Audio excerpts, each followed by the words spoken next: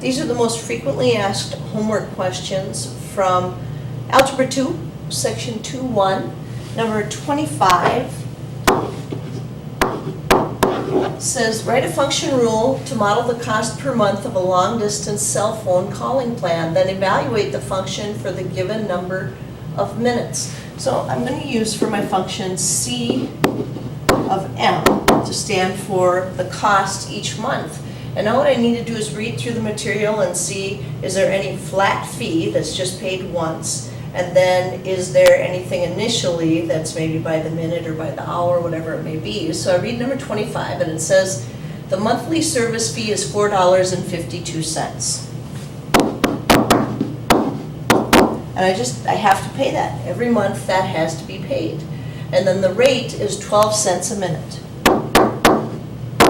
So that means I'm getting charged 12 cents for each minute that I'm going to use the phone. And this is perfectly fine, or we get used to that y equals mx plus b. We might want that 0.12 m out in front. And then it says evaluated for the given number of minutes. So in this case, we would evaluate the cost for 250 minutes. And I want you to keep in mind that this is just symbolism over here. We're not actually calculating anything on the left-hand side. And then you'd grab a calculator and you would do 0.12 times 250, and then we'd add 4.52. So the cost for 250 minutes is going to be $34.52. So again, on the left is just function symbolism. We don't actually do any math over there. It's just to show somebody that we put 250 into this function, and that's what we had for an answer. Then on the next page, starting with number 27, it says think about a plan. And it says we have a cube is a solid figure with 6 square faces. Absolutely true. I'm going to try and make as close to a cube drawing here as I can for you. So there we go. And of course, there are going to be faces that you can't see, but each one of those is a square, each one of those 6 faces. If the edges of the cube have a length of 1.5 centimeters, we want to know what's the surface area of the cube. Well, the first thing I would want to do is just find the surface area of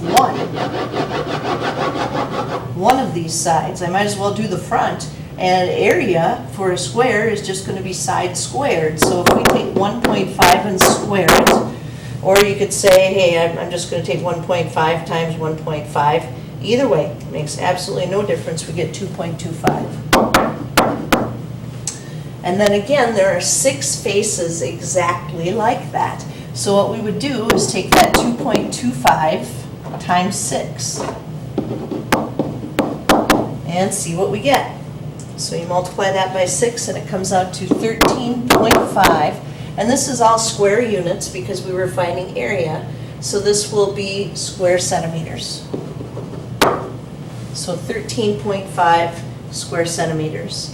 Then for number 28, this time what we're doing is a box. This is not going to be a cube. I'm going to try and scoot that up a little bit so we can focus more on just number 28. So number 28, we have a box. And again, we have the unseen sides. And it says that box is 4 inches by 4 inches for its base. And I'm going to go ahead and make those be the 4 inch by 4 inch bases there. And the variable height is h, like so. Write a function to represent the surface area and evaluate the function for a height of 6.5 inches. So in the front and the back, we have these 4 by 4 squares. And of course, when you take 4 times 4, you're going to get 16. So we have a 16 plus 16, but then we need to figure out, how are we going to represent what's going on with the side panels? Well, remember, this is a square. And so we have the dimension of 4 for that height. Well, basically, the way I have it drawn, that would be the height. But in this case, we would just take 4 times h for each one of those 1, 2, 3, 4 blocks that are on the side there, those 4 rectangles. So we would have 4, 4 by h.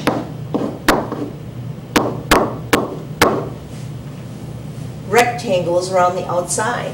And if we simplify this, this will give us 32 plus 16h. And again, we might want to go ahead and switch that.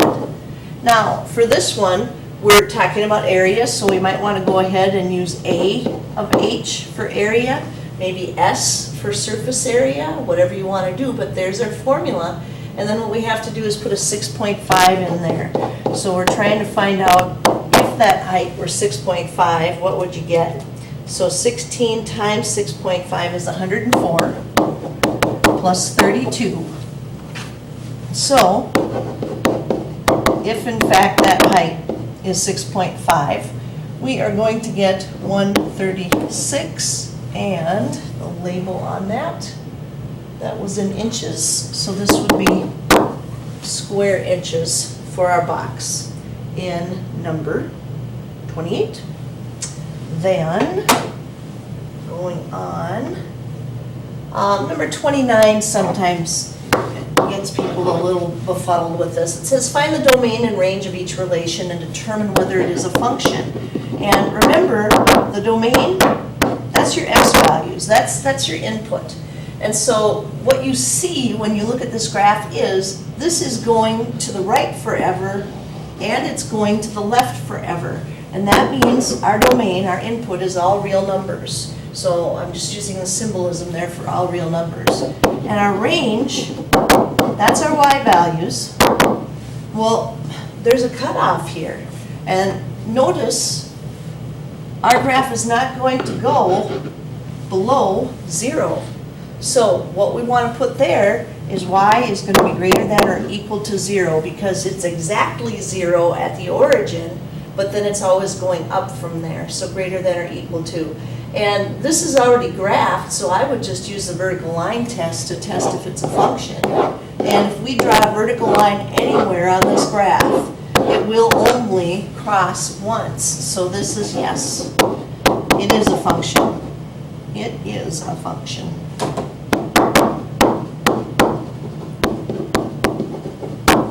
So that's the process you go through to visually find that domain and range and to figure out whether or not something is a function or not. On the next page, we have a car rental in number 32, and it says we're considering renting a car from 2 different rental companies. Proxy Car Rental Company charges 32 cents per mile plus an $18 surcharge. Your Pal Rental Company charges 36 cents per mile plus $12 surcharge.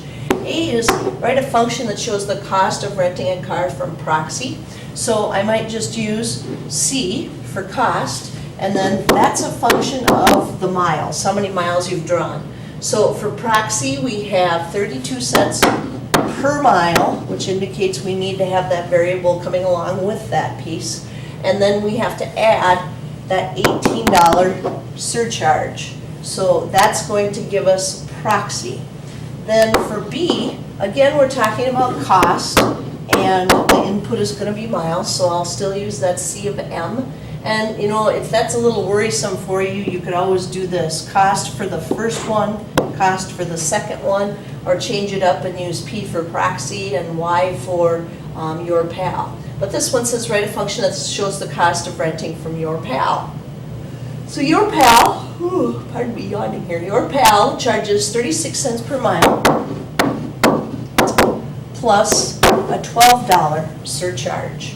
And then for C, it says which company offers the better deal for an 820-mile trip. So for each one of these, what you're going to do is be plugging in that 820, again, just on the right side of the equation.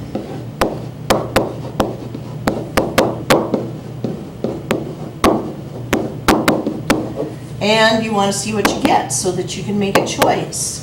And when we do Proxy, we end up getting $280.40. So that's the first cost that we have there. And then when you do your PAL, you end up getting $307.20. And we want to make sure that we're labeling that. And then it comes down to which one offers the better deal. Well, there are the two answers right there, which definitely would mean, hey, if you're getting the same car, you're going to want to go with proxy on that 820-mile trip because it will definitely be cheaper. Then, number 33, this one, I'm just going to do part A because occasionally the directions on this one mess with people. We have our Fahrenheit and Celsius formula here, which you should recognize by now. You've probably done a lot of that with science class. But it says, in the following ordered pairs, let me underline that for you. The first element is degrees Celsius, and the second is Fahrenheit. So when we look at these ordered pairs, it's really C, F. And as we go through this, that's what we want to remember. We want to remember which one is a number and which one is a variable. So for A, 43, M means that we know the Celsius. And what we're trying to find for M is the other number that we would get. So I have to go ahead and put 43 in for C. So F will equal 9/5 times 43 plus 32. And again, they kind of relabeled it as M, but we could certainly keep going and say, all right, 43 times 9/5, then add the 32, that's 109.4 degrees, and we have it all labeled. But they did say it was M, so we might want to rewrite that as M equals 109.4. Either way, it's 109.4 degrees Fahrenheit, and that's what we were trying to find. So for B, you're going to do the same thing. You're going to put a negative 12 in and see what you get. C and D are backwards. So for C and D, you're going to be putting this number in for F and then figuring out what C is. And it is totally up to you whether or not you want to solve that equation for C first and then do those last two. You certainly could. It might make your life a little bit easier, or you could just substitute it in and solve it that way. It's totally up to you. But give those a try. Like I said, I didn't want to do them all, but I did want to get you started on that. Have a good night.